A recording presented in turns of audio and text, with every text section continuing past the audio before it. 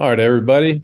We will now get going with Coach Smart. Again, thanks for everybody for joining us today. And we'll be going for about 15 minutes today. We're going to start with Coach Smart with a brief opening statement, and then we'll get going with questions. Coach Smart. Yeah, guys, we're excited. Obviously, been in prep now for the Sugar Bowl for I don't know how many practices, several practices. We're excited, very honored to be playing a really, really talented Notre Dame team.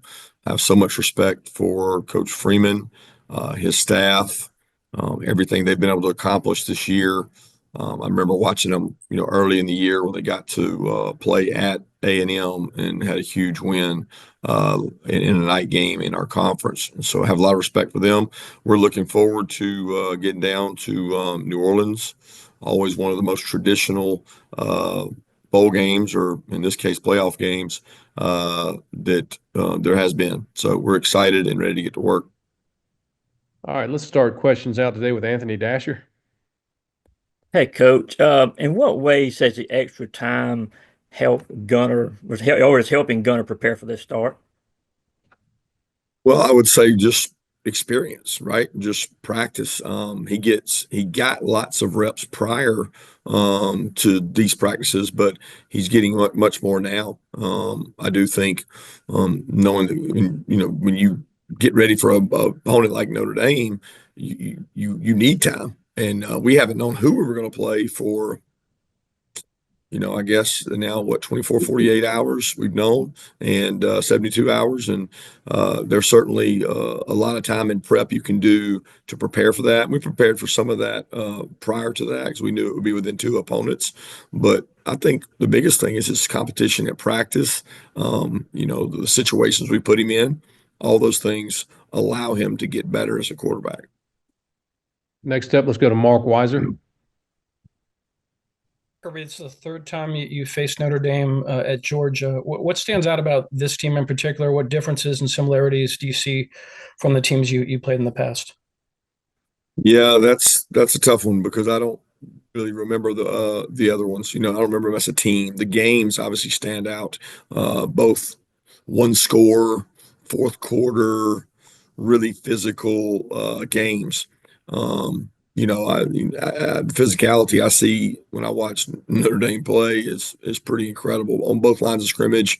The way they play, the style of play they have. So, I mean, comparing those teams is hard for me because there's so many years in between. But this is a really good, solid, fundamentally sound, don't beat themselves, play good defense, great defense, and really physical in the lines of scrimmage. And they got a really athletic quarterback. So there's a reason why they're at the point in the season they're at. All right, next up, let's go to Mike Griffith. Coach, obviously there's a new calendar this year and a lot going on. How challenging has that been to go through your preparations and also manage the calendar you have, I guess, with the comings and goings and transfer and portal? Yeah, it's becoming the new norm. That December is absolutely uh, just tough. I don't know a good way of saying it. I wouldn't say it's unbearable. I wouldn't say that it's unfair. I use a lot of words you can use for it. It's not probably the best thing for the college football game. Individually, you could make a case. It's good for some players, it's good for some teams, it's good for some coaches, but the calendar's really challenging. And if we had the solutions, I think somebody wise, somebody smart would fix it. But when you intertwine all the working parts of academics and being a student athlete and the timing of the playoff, timing of the portal, timing of signing days, it's incredibly challenging. And it's been that way this month. Next up, we'll go to Jordan Hill. Yeah, Kirby, just getting ready for Notre Dame. What stands out to you about their run game? What has made them so effective on the ground? Well, they have unbelievable backs. First off, who you hand it to does matter.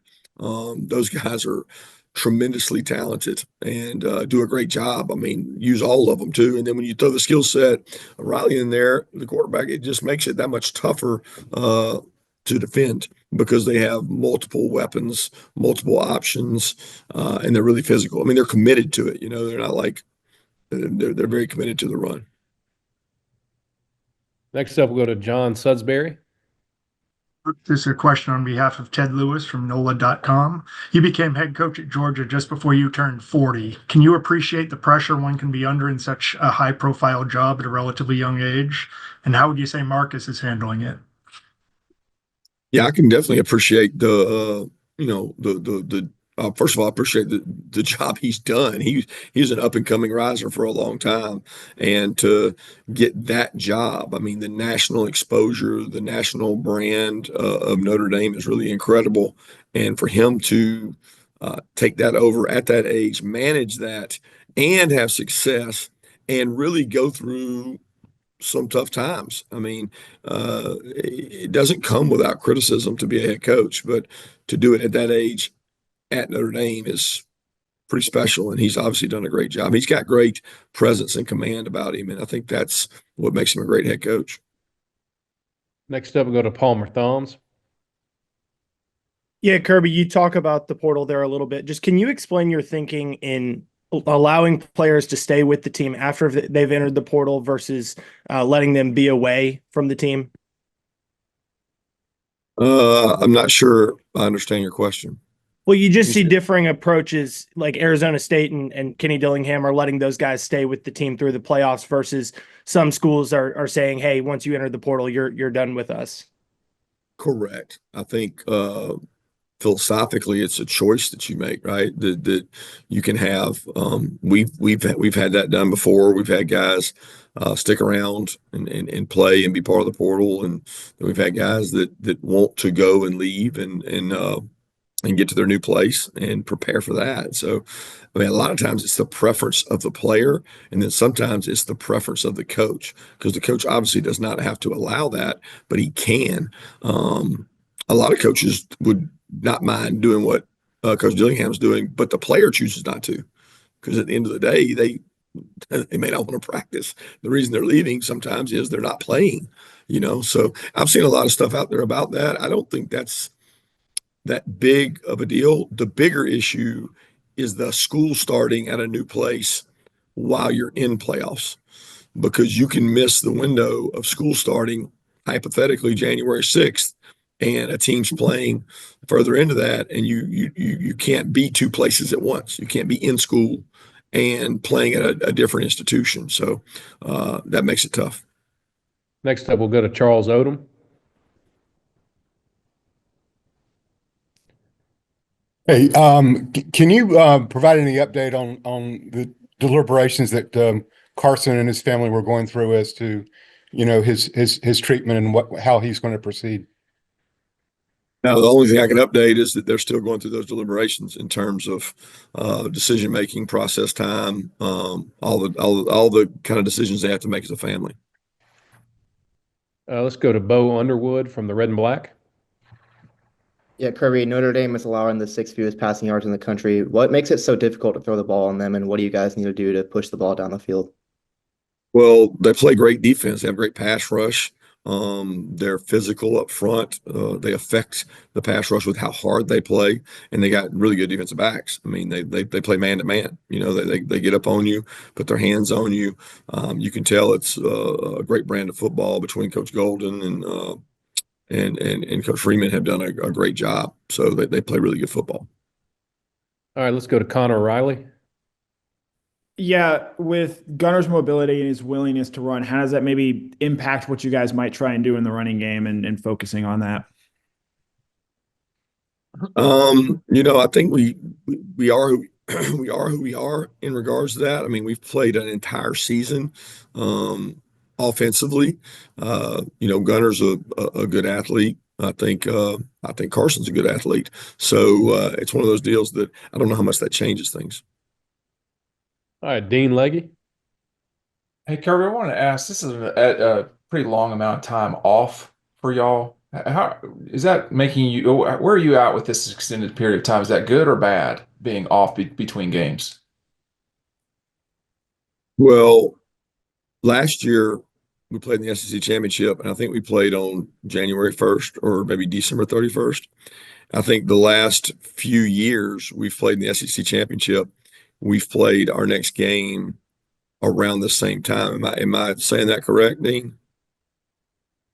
I think that's about right. Yes. Right. So it's not, I wouldn't say it's uncommon for us. I do think it's a long time off.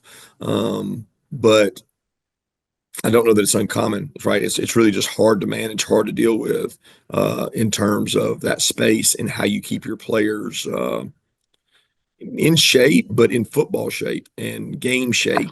That's the bigger dilemma. Do you lose some rhythm? I mean, you watch it most times in bowl games. People that have those long breaks, it can affect how you play. And we're trying our best to manage that. Lance McCurley, do you have a question? Can you hear me? Yep.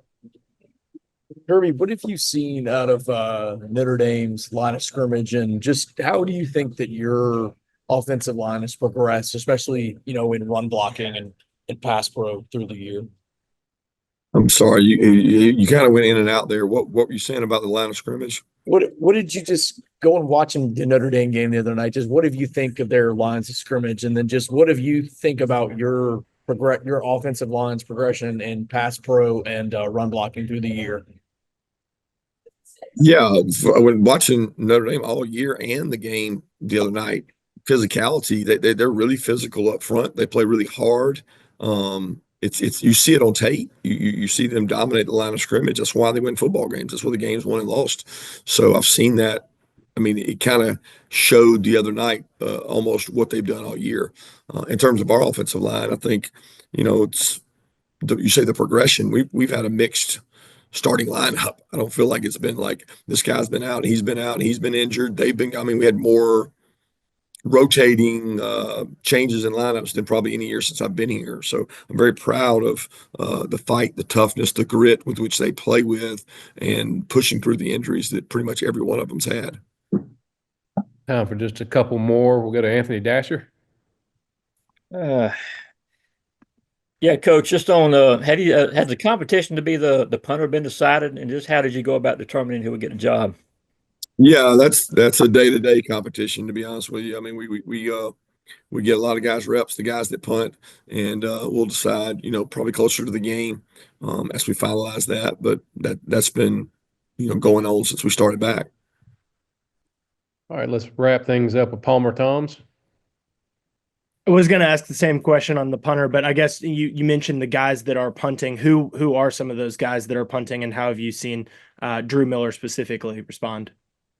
Drew's been great. He's done a good job. He's taken a majority of those reps, but when the job's open, we let everybody punt. So we got them all out there punting. Gunner can punt. Puglisi can punt. We got some wide receivers that can punt.